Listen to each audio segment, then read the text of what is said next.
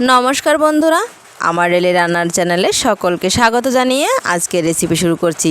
আজকে একটি নয়, দুটি নয়, তিনটে রেসিপি নিয়ে আপনাদের সামনে হাজির হয়ে গেছি। ছোট করে হলো তিনটে রেসিপি আজকে আমি আপনাদের সাথে শেয়ার করব। তাহলে চলুন শুরু থেকে শেষ পর্যন্ত আমার সঙ্গে থাকুন, রেসিপিগুলো একের পর এক দেখিয়ে দিচ্ছি। বাড়িতে এনেছিল ছোট মাছ, একদিকে এনেছিল 500 মতো মলায়া মাছ মানে মোরলা মাছ, আর একদিকে এনেছিল একদম পাঁচমিশালি মাছ, যার মধ্যে বেশিটাই ছিল শিং মাছের ছোট ছোট পোনা, আর ট্যাংরা মাছ, বাইম মাছ, বুত্তা মাছ যাকে গৌতম মাছও বলা হয়। চলুন সবগুলো মাছ একে একে বেছে নিচ্ছি। সবগুলো মাছ আলাদা করে বেছে নিলে কী হয়, একগুলো দিয়ে আলাদা আলাদা রেসিপি করতে পারবো। এবার সবগুলো মাছ আমি শিং মাছগুলোর থেকে সরিয়ে নিচ্ছি। শিং মাছগুলো ঠিক আলাদা করে নেব, আলাদা করে একটা টিফিন কোটটা করে আমি ফ্রিজে রেখে দেবো। আজকে এই মাছটা অন্তত রান্না করব না, আর বাকি কি রান্না করি চলুন একটা একটা করে আপনাদের সাথে শেয়ার করব। এখনও ঠিক করা হয়নি, তাই মাছ বাছতেই ঠিক করে নিচ্ছি কি করব। আপনারা সাথে থাকুন, ধৈর্য ধরে ভিডিওটা দেখুন। এই মাছগুলো কাটতে আমার 1.5 থেকে 2 ঘন্টা মতো সময় লেগেছে। আমরা গ্রামের মানুষ, আমাদের মাছ কাটাকুটি করেই রান্না করতে হয়। বাজার থেকে মাছ কেটে নিয়ে আসার কোনো সুবিধা নেই। সবগুলো মাছ এদিকে দেখুন, অনেকগুলো শিং মাছ হয়েছে। মাছগুলো যদিও বড় নয়, একদমই ছোট, তারপরও এই মাছগুলোতে কিন্তু অনেক পুষ্টিগুণে ভরা। এগুলো কোনো চাষের মাছ নয়, এগুলো ওই ডোবানালা থেকে বর্ষাকালে ধরা মাছ। আমাদের এখানে প্রচুর বৃষ্টি হচ্ছে, জল নদীতে প্রচুর পরিমাণে বেড়ে গেছে, চর ডুবে যাচ্ছে। এই অবস্থায় আর 3-4 দিনের মতো বৃষ্টি হলে বন্যা চলে আসবে। ঠাকুর করেছে রক্ষা, বৃষ্টি আর বেশি হয়নি, তাই জলটা নেমে গেছে। পাওয়া যাচ্ছে প্রচুর পরিমাণে গুঁড়ো মাছ, তাই এই ছোট মাছ বা গুঁড়ো মাছ বাড়িতে নিয়ে আসছে। চলুন ওভেনে কড়াই বসিয়ে দিয়েছি, এবার কি রান্না করি শেয়ার করছি। এখানে মলায়া মাছ আমি 500 মতো এনেছি, অর্ধেকটা পরিমাণে নিয়ে নিলাম আজকের জন্য। এবার তেলটাকে ভালোভাবে গরম করে আমি মাছগুলো দিয়ে দিচ্ছি। মাছ ভাজার সময় কড়াইটা বেশ ভালোভাবে যাতে গরম থাকে, এদিকে আপনারা খেয়াল রাখবেন। তেলটা গরম থাকলে আর কড়াইটা গরম থাকলে মাছগুলো উল্টে যেতে একদমই অসুবিধা করে না। আর তেলটা গরম হয়ে গেলে অতি অবশ্যই একটু নুন দিয়ে নাড়াচাড়া করতে ভুলবেন না। এতে যে কেউ নতুন অবস্থায়ও মাছ ভাজতে পারবে, কোনো অসুবিধা হবে না। দেখুন মাছগুলো আমি ভেজে নিয়েছি। আমি প্রচণ্ড কড়া করেও ভাজিনি, আবার তেমন একটা হালকা করেও ভাজিনি।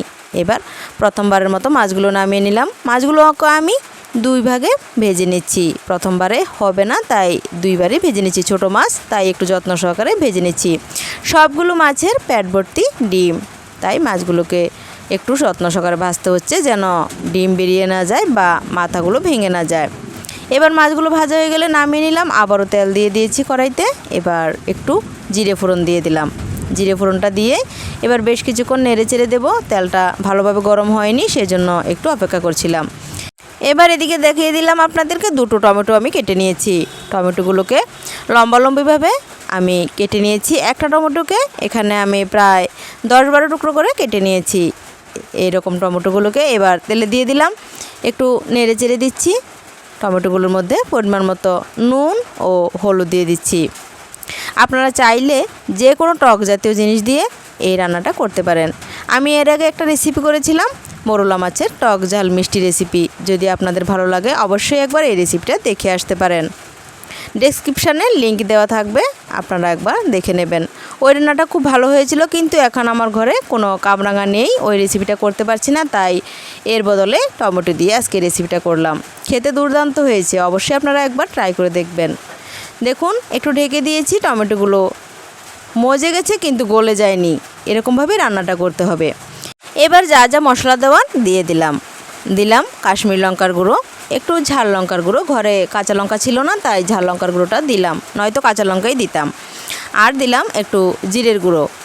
এবার একটু বাটি ধোয়া মশলা ধোয়া জল দিয়ে দিলাম, মানে নুন হলুদের জলটা দিয়ে দিলাম। যে থালায় আমি মাছগুলো মেখেছিলাম ওই জলটাই দিয়ে দিয়েছি। এবার মাছগুলো দিয়ে দিলাম। ঝোলটা দেওয়ার পর এবার একটু ফুটে উঠলেই আর রান্নাটা বেশিক্ষণ করতে হবে না। ঠিক যেরকম এখন দেখতে পাচ্ছেন এরকম অবস্থাতে আমি তরকারিটা নামিয়ে নেব, তাই আরও একটু ঝোলের প্রয়োজন আছে, সেই জন্য দিয়ে দিচ্ছি আরও একটু জল। এবার বেশ কিছুক্ষণ তরকারিটা জালে ফুটবে। এবার হাই ফ্লেমে ফুটিয়ে নেব তরকারিটাকে। যেহেতু আমি টমেটো দিয়ে এই তরকারিটা রান্না করেছি, তাই একটু টকটক ভাব রয়েছে।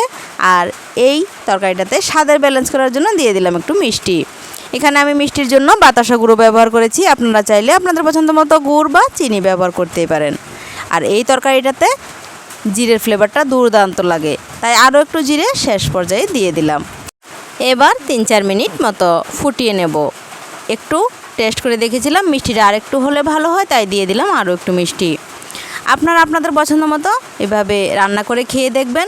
ঝালটা চাইলে একটু বেশিও দিতে পারেন, কিন্তু এই রান্নার স্বাদ অসাধারণ হয় বন্ধুরা, আপনারা একবার অবশ্যই খেয়ে দেখবেন। তরকারিটা হয়ে গেছে, দেখুন আমি নামিয়ে নিচ্ছি। দেখুন না কি দুর্দান্ত হয়েছে, এত বড় বড় মোরলা মাছের তরকারি দেখেই তো লোভ লাগছে। চলুন নামিয়ে নিচ্ছি প্রথম রেসিপি, এবার পরবর্তী রেসিপি দেখাচ্ছি। আবারও কড়াই বসিয়ে দিয়েছি, দিলাম তেলের পরিবর্তে জল। এবার এর মধ্যে দেখুন কি মাছ দিয়েছি। এই মাছগুলো এখন প্রায় হারিয়ে যাচ্ছে, কেউ এগুলোকে বলে বুইত্তা মাছ, কেউ বলে গুতুম মাছ, আবার অনেকেই বলে বেতরঙ্গি মাছ, সাথে একটা বাইম মাছও দিয়ে দিলাম। এবার এর মধ্যে পরিমাণ মতো নুন, হলুদ আর লঙ্কা গুঁড়ো দিয়ে দিয়েছি। এবার একটু ভালোভাবে নেড়ে চেড়ে একটু ঝোল দিয়ে তারপরে ঢেকে দেব। এই রান্নাটায় আর বেশি কিছুর প্রয়োজন নেই, আগে ঢাকাটা দিয়েই রান্নাটা হয়ে যাক, তারপরে একটু তেল দিয়ে দেব। দেখুন তেল ছাড়া রান্না করেছি কে বলবে। এই পর্যায়ে রান্নাটা হয়ে গেছে, আমি কিন্তু এখন নাড়াচাড়া করে নামিয়ে নেব। শেষ সময়ে একটু তেল দিয়ে দেব। ছোট মাছ দিয়ে আপনারা এই রান্নাটা অবশ্যই করে খেয়ে দেখবেন। এই মাছগুলো তো এখন আর পাওয়া যায় না, যে কোনো মাছ দিয়ে যদি পাওয়া যায় আপনাদের এখানে এভাবে করে খেয়ে দেখবেন। আর না পাওয়া গেলে যে কোনো ধরনের মাছ দিয়ে এইভাবে রান্না করে খেয়ে দেখবেন, খুব ভালো লাগে খেতে। এবার আরও একটা রেসিপি শেয়ার করছি। ছোট মাছ কাটতে কষ্ট, কিন্তু নানান ধরনের রেসিপি হয়, খেতেও কিন্তু ভালো লাগে। যখন খেতে ভালো লাগে তখন কাটার কষ্টটা ভুলেই যাই একেবারে। পরিশ্রম যে হয় এগুলোকে কাটাকুটি করে রান্না করতে, সেটাই ভুলে যাই। দেখুন যত ছোট ছোট মাছগুলো ছিল, ছোট ছোট ট্যাংরা, ছোট ছোট চিংড়ি, এরকম কিছু মাছ ছিল, সেগুলোকে একসাথে সবগুলোকে নিয়ে নিলাম। নিয়ে নিয়েছি 3-4টে পেঁয়াজ কুচনো, একসাথে নুন, হলুদ আর লঙ্কা গুঁড়ো দিয়ে মাখিয়ে নিলাম। এবার কড়াইতে তেল দিয়েছিলাম, গরম হয়ে গেছে, এগুলোকেও দিয়ে দিলাম। এগুলোকে এবার বেশ কিছুক্ষণ নেড়ে চেড়ে নেব। যেহেতু আমি সব কিছু দিয়ে দিয়েছি, এখানে আর কিছুই দেওয়ার নেই। এবার নেড়ে চেড়ে বেশ কিছুক্ষণ ভেজে নেব, তারপরে রান্নাটা হয়ে যাবে।